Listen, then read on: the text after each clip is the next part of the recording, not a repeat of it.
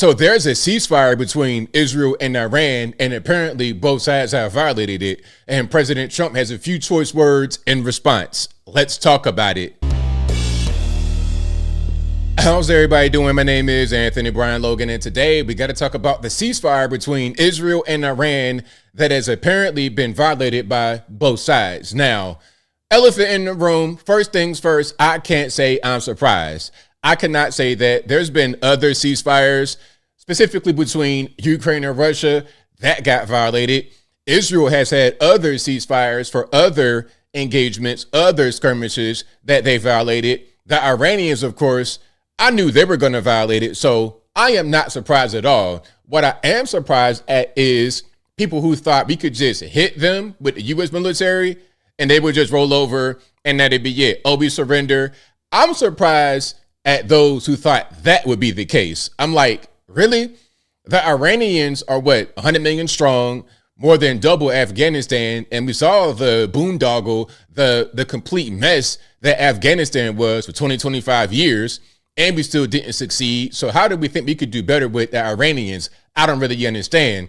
But President Trump has a few choice words. He didn't like what's going on.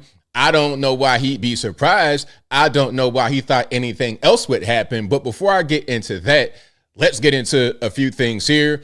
First, we have this. 11 Iranian nationals arrested by ICE since Sunday, okay? We got a few sleeper cells, the gotaways. These are the kind of individuals in our nation, which is why the border should have been closed. If the border was closed, do you think we have all these Iranian nationals in our country? Probably not. But let's check this out. Then we're going to get to a few more things. And of course, everything will be in the description.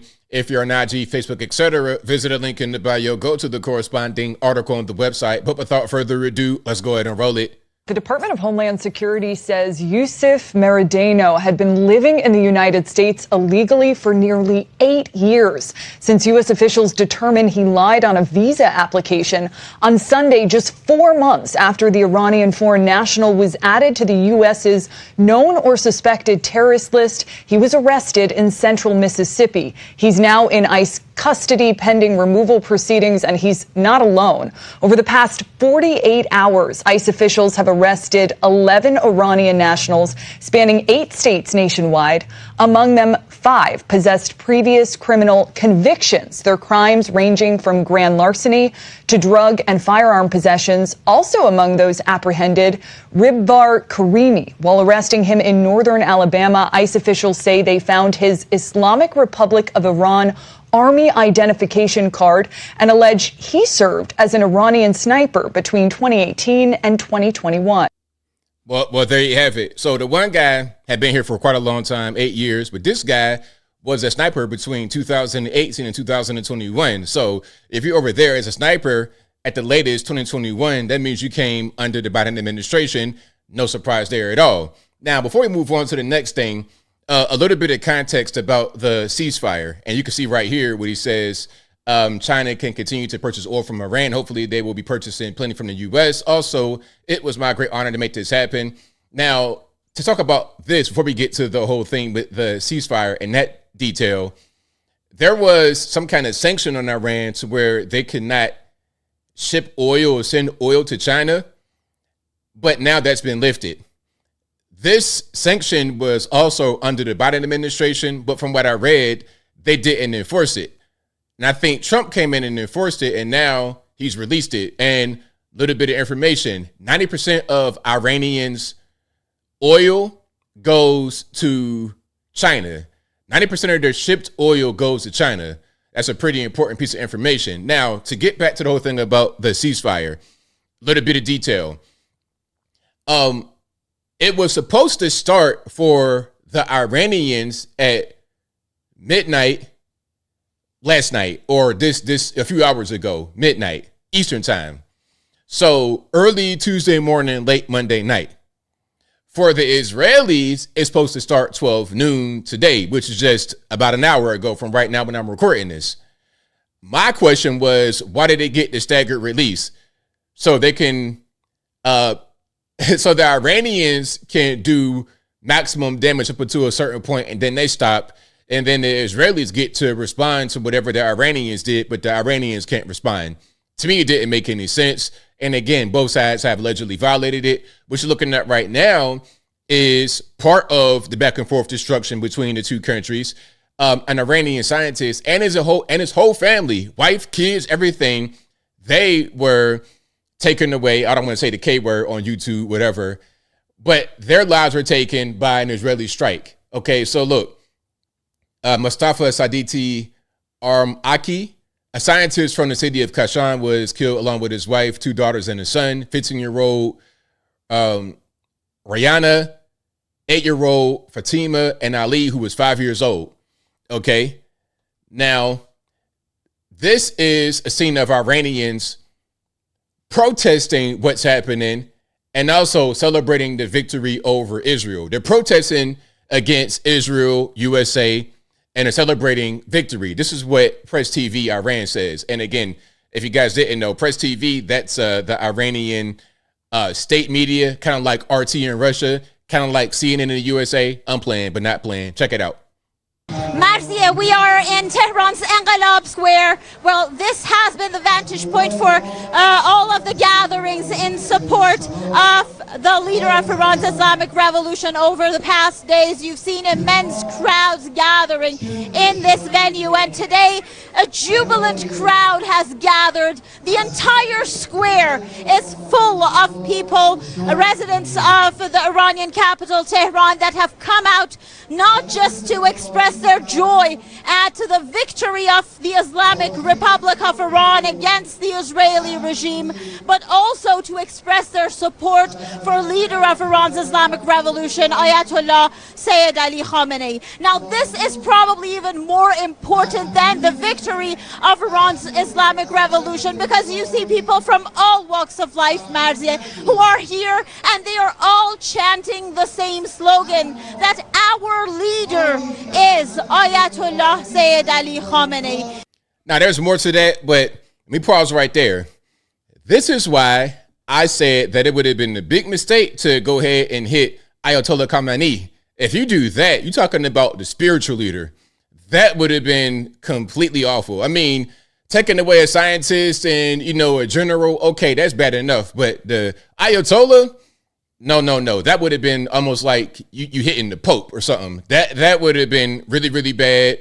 The fundamentalists, all the rebel groups, that would have been terrible. But let's keep on going here. Again, this is Press TV Iran, and this is going to be a report from Beersheba, Israel, where at least 4 people were killed by an Iranian strike. Check it out.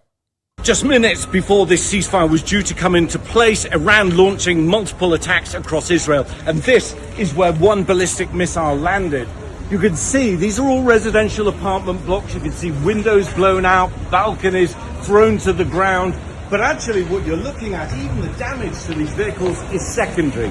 The main blast landing in that residential apartment block over there. The missile slamming horizontally through the top of the building, into apartments, devastating people's lives. But also, there were 4 people sheltering in one of those small buildings, and tragically, they all died in the final few hours of what was supposed to be a ceasefire. You can see the media teams here.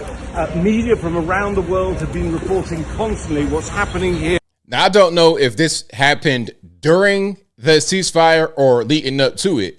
And it was weird. It's like, okay, you got all this time up until the point where the ceasefire starts. So it's like the purge. You could just shoot and bomb and delete as many as possible up until a certain point. And maybe a little bit afterward. And what's going to be the penalty? What's going to be the consequence? Probably more fighting, which is always going to happen in this part of the world. It'll never, ever stop. It'll never stop. Okay. And then here's the IDF, the Israeli Defense Force. They say, in light of the severe violation of the ceasefire carried out by the Iranian regime, we will respond with force. The chief of the general staff, LTG Ayal Zamir, in a situational assessment. Now, okay, well, that's where it came from. Now, look, these are all the alerts, all the sirens in northern Israel coming from the Iranian missile fire. And you can see just how many there are, quite a bit. Again, I don't really see this coming to an end anytime soon.